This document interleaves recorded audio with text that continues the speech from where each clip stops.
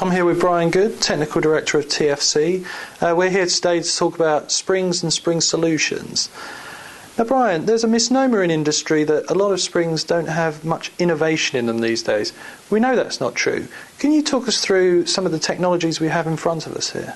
The simplest product we have is a single turn spring.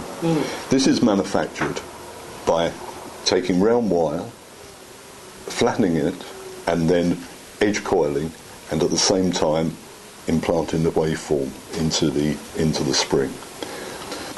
Utilising the same technology as the single turn spring, what has been developed is the ability to form a compression spring by taking a single piece of filament material and edge coiling in the same way, but forming a multiple turns to create a compression spring which has a reduced operating height than a conventional coil spring. As a design engineer, why should I think about using so-called crest-to-crest springs as opposed to conventional coil springs? The prime benefit is the saving in actual height.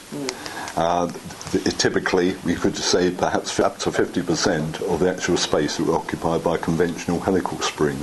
And of course, the benefits to that will be obvious to most design engineers. This exhibit demonstrates the space-saving advantages of the flat wire spring over a conventional helical spring.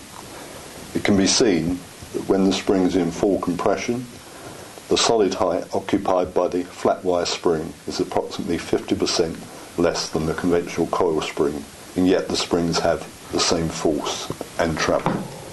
Is there an application where this sort of technology has solved a specific problem? This particular spring was specified by a leading manufacturer of steering columns.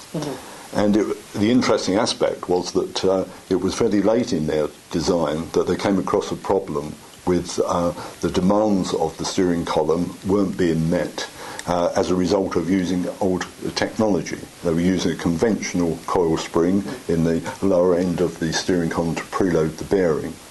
But the torque to turn figures that their new customers looking for was a much higher standard than they had been needed to achieve in the past. As a result, the conventional coil spring that was being used wouldn't meet the load tolerances that the customer was looking for. This product, being able to offer a lower spring rate, enabled it to withstand the greater tolerance on the machine components than the conventional coil spring.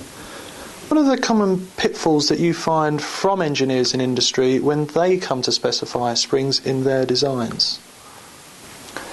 I think the main pitfall is that they are hung-tied by traditional spring types. Our products here are really aimed at methods of improving design through the saving actual space.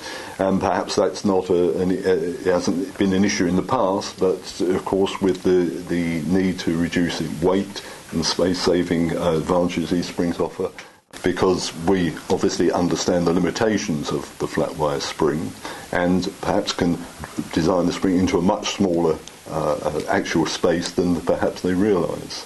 And that would give obvious benefits to them in the improvement of their end product.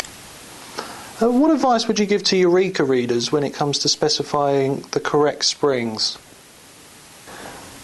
The first thought to come to mind is that they should think about the springs at an early stage when they can fully utilise the benefits of these products.